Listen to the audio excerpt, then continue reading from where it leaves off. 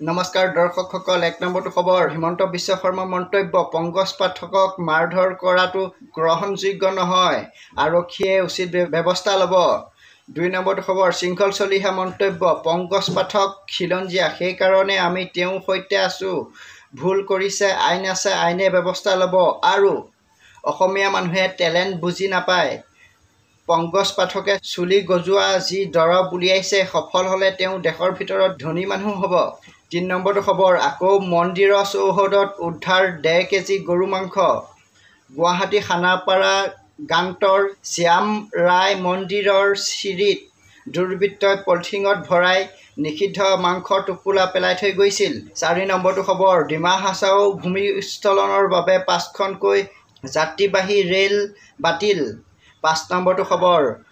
মুখ্যমন্ত্ৰী হিমন্ত বিশ্ব শৰ্মাৰ ডাঙৰ মন্তব্য, বি.টি.আৰৰ পৰা কংগ্ৰেছক ৰসগোল্লা খুৱাই বিদায় দিয়ক। আৰু বি.টি.আৰত বিজেপিয়ে সমতাৰ বাবে নিৰ্বাচন খেলা নাই। বি.টি.আৰত শান্তি, সমৃদ্ধি আৰু প্ৰগতিৰ বাবে নিৰ্বাচন খেলিব। বি.টি.আৰত উন্নয়নৰ গংগা বোৱাবলৈ সাজু। এইবাৰ বি.টি.আৰত নিৰ্বাচন হ'ব বড়োভূমিত নতুন ভৱিষ্যত গঢ়া।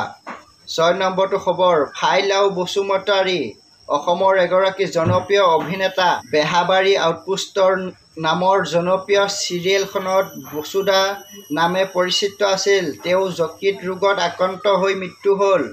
যোৱাকালি ৩ জুলাই তাৰিখে মুখ্যমন্ত্ৰী হিমন্ত বিশ্ব শৰ্মা ডাঙৰীয়াই ফাউলা বসুমতাৰীৰ পৰিয়ালটোক সাহায্য কৰে ১ লাখ টকা।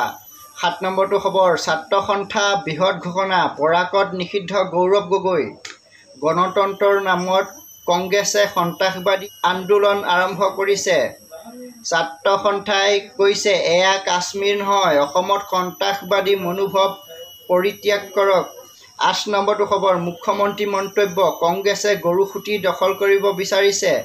গৰুসুঁতিত পুনৰ উচ্ছেদ লোকক বহুৱাব খুজিছে আৰু গৰুসুঁতি প্ৰকল্প বন্ধ হোৱাটো বিচাৰিছে।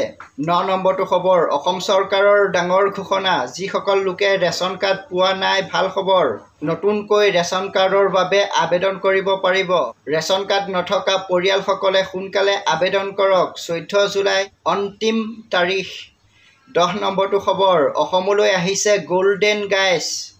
গুৱাহাটীৰ কামাখ্যা মন্দিৰত গোটেই পৰিয়ালে মা কামাখ্যাৰ আশীষ ল'লে। ১১ নম্বৰটো খবৰ। কণ্ঠশিল্পী বিপুল চেতিয়া ফুকনলৈ শিল্পী উদ্দীপনা বঁটা আগবঢ়োৱা হৈছে ২০২৫ বৰ্ষৰ। ১২ নম্বৰটো খবৰ। হায়দৰাবাদত ৰাষ্ট্ৰীয় এলিট মহিলা বক্সিং চেম্পিয়নশ্বিপত উজলিল অসমৰ গীতামণি গগৈ। আজিলৈ বাতৰি ইমানেই আছিল।